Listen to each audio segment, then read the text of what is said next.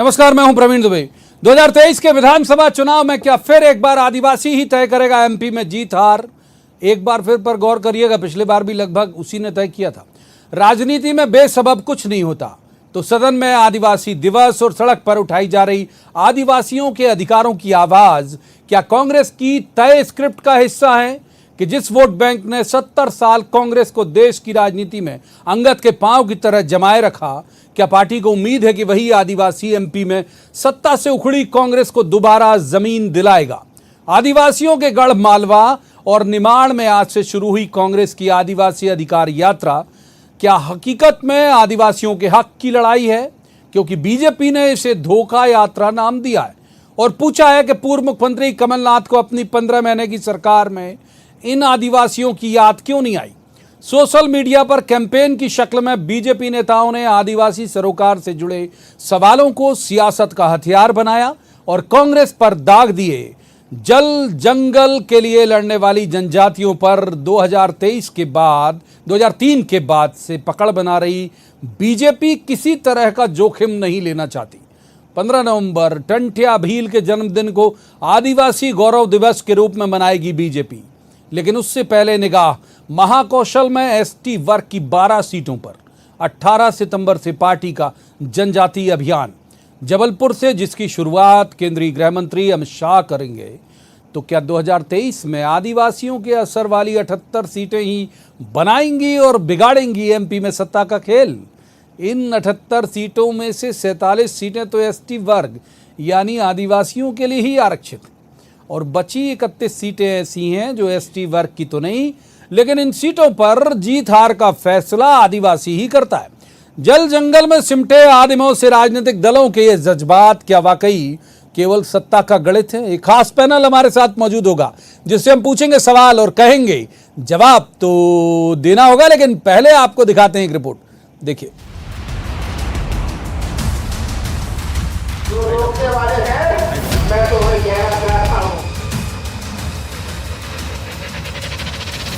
Social media पर जल जंगल और जमीन में सिमटे आदिवासी तो नहीं हैं, पर आदिवासी के हक की लड़ाई है, ताकि ये बताया जाए कि सदन से लेकर सड़क और सोशल मीडिया तक आदिवासी की आवाज के हिमायती हैं हम। सड़क पर कांग्रेस आदिवासी अधिकार की यात्रा लिए निकली है, तो सोशल मीडिया पर बीजेपी ये सवाल लिए कि हक की बात करने वालों ने 15 महीने की सरकार में आदिवासियों के लिए क्या किया। मैं श्रीमान कमलनाथ जी से पूछना चाहता हूं कि आज आपको मध्य प्रदेश के अंदर आदिवासी जन अधिकार यात्रा निकालने की याद आई है, लेकिन कमलनाथ जी आपसे भारतीय जनता पार्टी पूछना चाहती है कि आप जब 15 महीने मुख्यमंत्री थे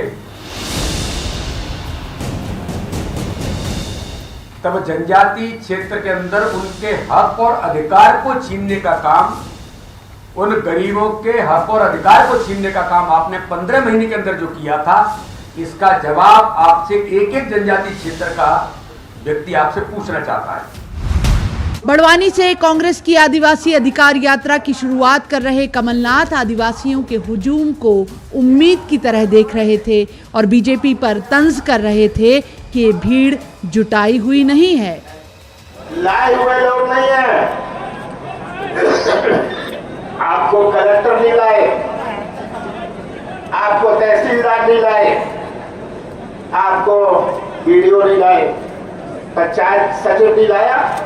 आप आए क्योंकि आप अपने अधिकार की लड़ाई लड़ना चाहते हो, और ये लड़ाई आपकी तभी सफल होती है जब आप कांग्रेस से जुड़ते हो। तो आप सब ने आके मेरा ही सम्मान नहीं किया, कांग्रेस का सम्मान किया, भारत की जो संस्कृति है उसका सम्मान किया। एमपी की राजनीति में पिछले एक पखवाड़े से चल रही सियासत को गौर से देखिए जरा कि जैसे वक्त से पहले चुनावी करवट ले रहा है मध्य प्रदेश। पहले प्रदेश में 51% की आबादी वाले पिछड़ा वर्ग को आरक्षण, और अब 230 में से 47 सीटों पर जीत हार तय करने वाले आदिवासी पर जाल। सवाल, क्या ये जातियां कभी समझ पाएंगी उनका सियासी इस्तेमाल? भोपाल में अनुराग श्रीवास्तव के साथ bureau report, news 18 Madhya Pradesh Chhattisgarh. तो रस्मन सबसे पहले मेहमानों का परिचय मैं आपसे करा दूं। हमारे साथ हैं पंकज चतुर्वेदी, बीजेपी के बड़े विद्वान, ऊर्जावान प्रवक्ता हैं। बहुत स्वागत पंकज जी का। दूसरे मेहमान हैं आनंद जाट, ये राष्ट्रीय प्रवक्ता हैं युवक कांग्रेस के। बहुत स्वागत आनंद जी का भी। और तीसरे मेहमान है दिनेश गुप्ता, बहुत अच्छे राजनीतिक विश्लेषक हैं, वरिष्ठ पत्रकार हैं। दिनेश जी का भी बहुत स्वागत। शुरुआत आज करेंगे आनंद जाट जी से। तो आनंद जी, ये कौन से अधिकार छिन रहे हैं ट्राइबल के? कौन उनके अधिकारों को लेकर एक यात्रा निकाली गई, क्या उनके साथ हो रहा है गलत, जिसके लिए कमलनाथ जी सहित पूरी पार्टी को आना पड़ा? देखिए, बहुत स्पष्ट तौर पर अगर आप देखेंगे तो मध्य प्रदेश में जब से भारतीय जनता पार्टी का शासन है, ख़ास तौर से शिवराज सिंह चौहान का जो शासन है वो माफियाओं का शासन है। एक तरफ शिवराज सिंह चौहान जी कहते हैं कि माफियाओं मध्य प्रदेश छोड़ दो, नहीं तो 10 फीट गहरे गड्ढे में ज़मीन में गाड़ दूंगा। वहीं कुछ ही दिन बाद नेमावर में एक घटना होती है। उस घटना में मेरे 5 आदिवासी भाई बहनों के शव 10-10 फीट गहरे गड्ढे से निकलते हैं। नाबालिग बहनों के शरीर पर एक भी वस्त्र नहीं होता है। और उसकी कांग्रेस पार्टी ने सीबीआई से जांच की मांग की थी, लेकिन सीबीआई जांच की मांग को मानना तो दूर, शिवराज सिंह चौहान सरकार ने जिनकी जिम्मेदारी तय होनी थी, चाहे कलेक्टर हो, एसपी हो या टीआई हो, किसी के पास कोई जिम्मेदारी तय नहीं की गई। आज दिनांक तक वो आदिवासी परिवार अपने न्याय के लिए गुहार लगा रहा है। 45 दिन बाद पुलिस को ये पता चलता है वास्तव में ये हत्या नहीं थी, बल्कि ये राजनीतिक संरक्षण में किया गया जघन्य हत्याकांड था, जिसके कारण हमारे आदिवासी भाइयों में न केवल डर है बल्कि रोष भी व्याप्त है। अभी नीमच की घटना है, ज़्यादा दूर नहीं जाते हैं, ठीक है, जल्दी। नीमच की घटना है। कन्हैयालाल जी को भारतीय जनता पार्टी से जुड़े लोगों ने किस प्रकार से प्रताड़ित किया, किस प्रकार से वाहन में बांधकर सड़क पर घसीटा कि उनकी जान चली गई। इसके बावजूद आज किस मुंह से भारतीय जनता पार्टी ये कहती है। ठीक है, पंकज चतुर्वेदी जी को इन करते हैं। पंकज जी, सुन लिया आपने, ये आनंद जाट हैं, ये राष्ट्रीय प्रवक्ता हैं युवक कांग्रेस के। और दूसरी बात ये है, इनकी बात का जो आप जवाब दें तो दें। एक सवाल मेरा ये ले लीजिए कि जो आपके प्रदेश अध्यक्ष वीडी शर्मा जी ने कहा धोखा यात्रा, उसका जवाब कमलनाथ जी की तरफ से आया है कि ये लाए हुए लोग नहीं हैं। वो कह रहे हैं ये वो लोग हैं जो अपने अधिकारों की लड़ाई के लिए कांग्रेस के साथ इकट्ठा हुए हैं, भीड़ इन्हें लाई नहीं है। पंकज जी, देखिए हमारे अध्यक्ष आदरणीय वीडी शर्मा जी ने जो कहा वो बिल्कुल ठीक कहा कि कमलनाथ जी और पूरी कांग्रेस पार्टी जिस प्रकार का धोखा, छल, कपट और षड्यंत्र जनजाति समूह के हमारे इन भाई बहनों के साथ करते आई, उसकी मिसाल मैं अभी गिनाऊंगा। प्रवीण जी, मेरे पास सूचीबद्ध करके रखी है, आज मैंने गिनाऊंगा, क्योंकि कांग्रेस को आईना दिखाना बहुत जरूरी है। ये वो कमलनाथ जी, प्रवीण जी, जिनको मूल निवासी दिवस और आदिवासी दिवस में, इंडिजिनस डे और ट्राइबल डे का अंतर नहीं पता। और मूल निवासी दिवस एक बड़ा षड्यंत्र है भारत के हमारे जनजाति भाई बहनों के लिए, उसका समर्थन कांग्रेस पार्टी के श्री कमलनाथ जी करते हैं। और संसद विधानसभा में इस पर वो बवाल मचाने का प्रयास कर रहे थे कि मूल निवासी दिवस हमने नहीं मनाया, मूल निवासी दिवस हमने नहीं मनाया। असल में समस्या कमलनाथ जी के साथ है कि उनको जो राजनीति का बुनियाद है उसके ज्ञान और भान दोनों चीजों का अभाव कमलनाथ जी के पास है। कांग्रेस के घोषणा पत्र में क्या था? सीएम मेधावी छात्र योजना के तहत बहुत सारे छात्र छात्राएं भारतीय जनता पार्टी की सरकार की योजना के तहत विदेशों में उच्च शिक्षा प्राप्त कर रहे हैं। कांग्रेस पार्टी की सरकार ने उस योजना पर ध्यान नहीं दिया। सहरिया, बेगा, भारिया जनजाति की हमारी बहन बेटियों को 1000 रुपए मिलता था पोषण के लिए, वो कमलनाथ जी की सरकार ने बंद किया। सहरिया, बेगा, भारिया ये आदिवासी वर्ग में आते हैं। 15 अगस्त तक सारे आदिवासियों को कमलनाथ जी ने शपथ लेकर कहा था कि साहूकार के ऋण से मुक्ति दिला देंगे। पता नहीं कब, अभी तक तो कमलनाथ जी की सरकार चली गई, 15 महीने काम कुछ नहीं हुआ। आदिवासियों के लिए 10,000 रुपए तक के डेबिट कार्ड की व्यवस्था की जाएगी। कौन सा डेबिट कार्ड बना आज तक नजर नहीं आया। 100 किलो गेहूं, 50 किलो चावल मृत्युओं पर उपलब्ध कराया जाएगा। आज तक कोई 100 किलो गेहूं, 50 किलो चावल नहीं। सामूहिक कार्यक्रम में तो बड़े बड़े बर्तन, कहीं कोई बड़े बड़े बर्तन नहीं। देवी देवताओं और जो आस्था स्थल है उनका पुनर्निर्माण करा जाए, कोई पुनर्निर्माण नहीं कराया गया। शंकर शाह रघुनाथ शाह की जन्म स्मारक बनाई धौलपुर में, आज तो कोई स्मारक नहीं बना। आदिवासी अंचल में खेल परिसर ये नहीं बना, खेल परिसर एकलव्य स्कूल नहीं बने, 53,000 आदिवासी शिक्षकों का नियमितीकरण नहीं हुआ। और हम तो सिर्फ ये पूछते हैं कमलनाथ जी कि आपने कहा था कि 4,000 रुपए का बेरोजगारी भत्ता देंगे आप नौजवानों को, मैं आदिवासियों को दिया 4 पैसे। एक पॉइंट और प्रवीण जी, स्कूटी देने की बात करी थी बहन बेटियों को मध्य प्रदेश की, मैं आदिवासी बहन बेटियों के दी कमलनाथ जी ने। ये सूची है कांग्रेस के उन काले कारनामों की जो धोखा इन्होंने आदिवासी जनजाति वर्ग के भाई बहनों के साथ किया। शर्म नहीं आई कमलनाथ जी को? इनको धोखा यात्रा के अवसर पर क्षमा याचना करना चाहिए थी। और ये तो अगले सवाल में धोखा यात्रा, क्षमा याचना यात्रा ये कह रहे हैं, वो कह रहे हैं अधिकार यात्रा। आऊंगा पंकज जी, वक्त है, प्लीज प्लीज। पहले सवाल में बहुत वक्त देता हूं पॉलिटिकल गेस्ट को, मैं तीसरे मेहमान को इन करूंगा। अरे आऊंगा भाई, तीसरे मेहमान को इन करूंगा। दिनेश गुप्ता जी, दिनेश जी 2 करोड़ की आबादी, अगर मैं गलत नहीं हूं तो हमारा खुद भी जिला और हमारे आसपास के पूरे जिले ये ट्राइबल है। 2 करोड़ की आबादी, वोटर में कितने कन्वर्ट होंगे? आज मैं थोड़ा सा कम होमवर्क करके बैठा हूं, अन्यथा बताता कि वोटर कितने। 78 सीटें हैं, ये तो तय बात है, 78 सीटों में प्रभाव है। ये सब इसी की जद्दोजहद है दिनेश जी। दोनों पार्टियां खींचम तान में लगी हुई हैं कि ट्राइबल जो है वो दूर नहीं जाना चाहिए।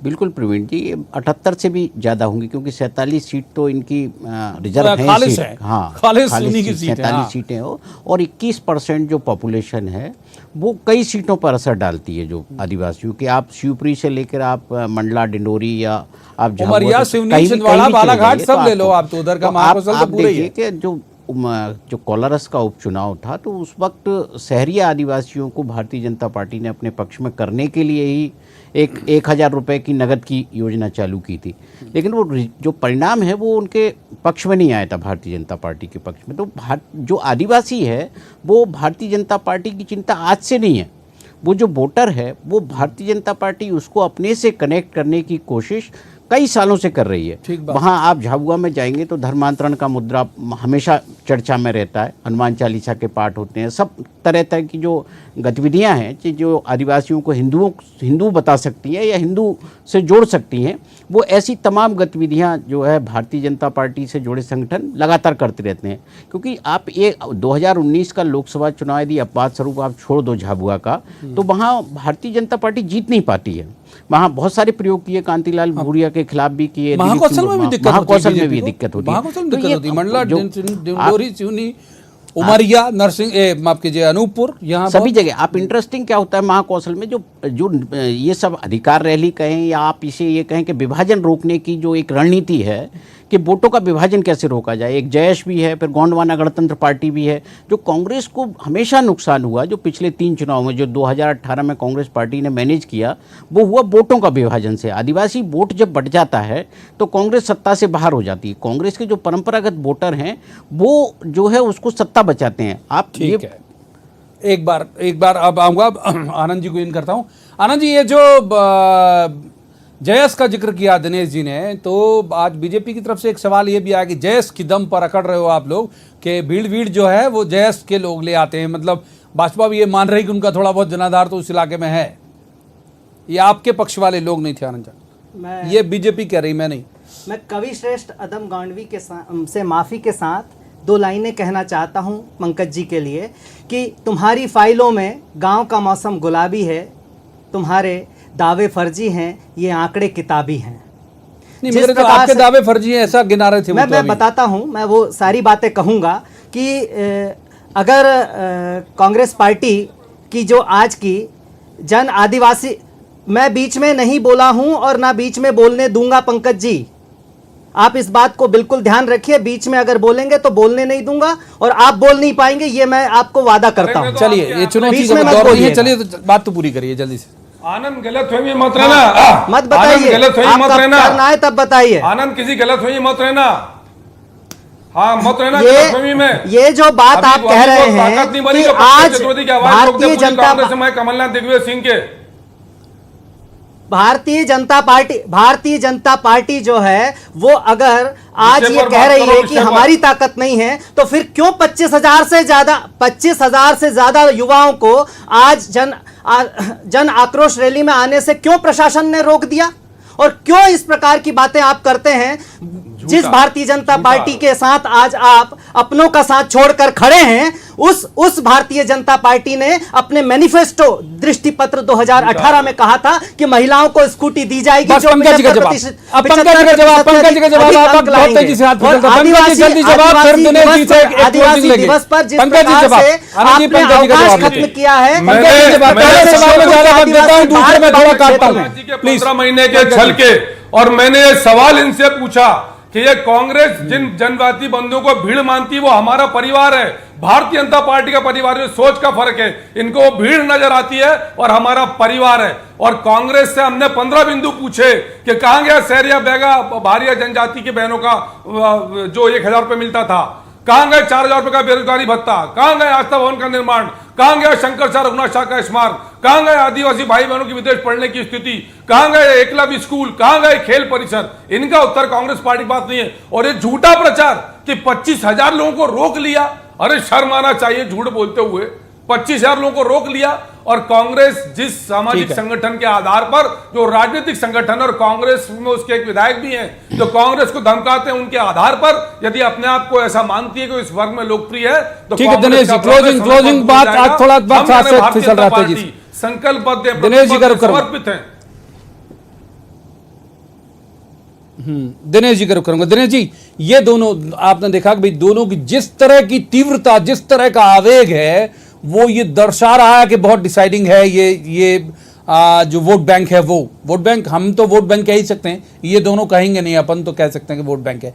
और दूसरा केंद्रीय गृह मंत्री का आना, उसी से जोड़ के देख सकते हैं हम इसे, क्योंकि महाकौशल भी पूरा ट्राइबल से ही प्रभावित संभाग है। बिल्कुल, देखिए प्रवीण जी, जो 9 अगस्त का जो विधानसभा में जो शो था, कांग्रेस पार्टी ने जिस तरह से अपने एग्रेसिव वहाँ आई थी आदिवासियों के मुद्दे पे, तो उसने अपनी रणनीति का खुलासा कर दिया था। और जो वहाँ 2 महत्वपूर्ण क्षेत्र हैं, एक तो खंडवा लोकसभा है और एक जो है झाबुआ में चुनाव है। तो इन चुनावों में आदिवासी वोट ही निर्णायक है। यदि यहाँ से कोई लड़ाई आगे बढ़ती है तो निश्चित तौर पर जो कांग्रेस है, जिसे ये मान रहे हैं कि कांग्रेस लगभग खत्म हो गई है सिंधिया जी के जाने के बाद, तो वो उसे एक नई संजीवनी मिलेगी। जो दमोह में जो कांग्रेस पार्टी को जो सफलता मिली, वो उसको कंटिन्यू रखना चाहती है। और उसके लिए जरूरी ये है कि आदिवासी वोट बैंक उसका किसी भी सूरत में नहीं बटे। यदि आदिवासी रहेगा तो कांग्रेस रहेगी, और कांग्रेस का सर्वाइवल ही उसी पर डिपेंड करता है। एक बहुत छोटा दोनों से क्लोजिंग, और दोनों मेहमान से अपील भी करूंगा कि लंबा नहीं करेंगे, बहुत छोटा। आनंद जी, उम्मीद है कि ये पूरे के पूरे लोग आपके साथ हैं जिनका हम जिक्र कर रहे हैं, इतने करोड़ की आबादी वाले? जी बिल्कुल, हमारा परिवार है। और हमारी जो कांग्रेस की जो पूरी राजनीति है, इसमें संविधान सभा से लेकर आज तक हमने इनके अधिकारों के संरक्षण के लिए बहुत कुछ किया है, और हमें किसी को जवाब देने की आवश्यकता नहीं है। पंकज जी, क्लोजिंग छोटा, ये पिछले बार इन्होंने बहुत आपको मदद नहीं की थी पंकज चतुर्वेदी जी, इस बार है उम्मीद? देखिए प्रवीण जी, हम इनको ना तो वोट बैंक मानते हैं ना भीड़ मानते हैं। ये वनवासी बंधु, जनजाति भगिनी हमारे भाई बहने परिवार का हिस्सा है, और हम वोट के नाते नहीं देखते। हमारा भारतीय जनता पार्टी का उद्देश्य स्पष्ट है कि इनके कल्याण, उत्थान, विकास के लिए जो जो अभी अभाव है, कांग्रेस के 70 साल के देश भर के शासन में इनकी जो समस्याएं व्याप्त हैं, शेष हैं, उनको कैसे दूर करें और इसके लिए योजनाएं बनाएं। और जब भी सवाल किया कांग्रेस से, मैंने 15 बिंदु गिनाए प्रवीण जी, जो कांग्रेस पार्टी के वचन पत्र का लिखित हिस्सा, तो एक का उत्तर इनके पास नहीं है, क्योंकि है ही नहीं।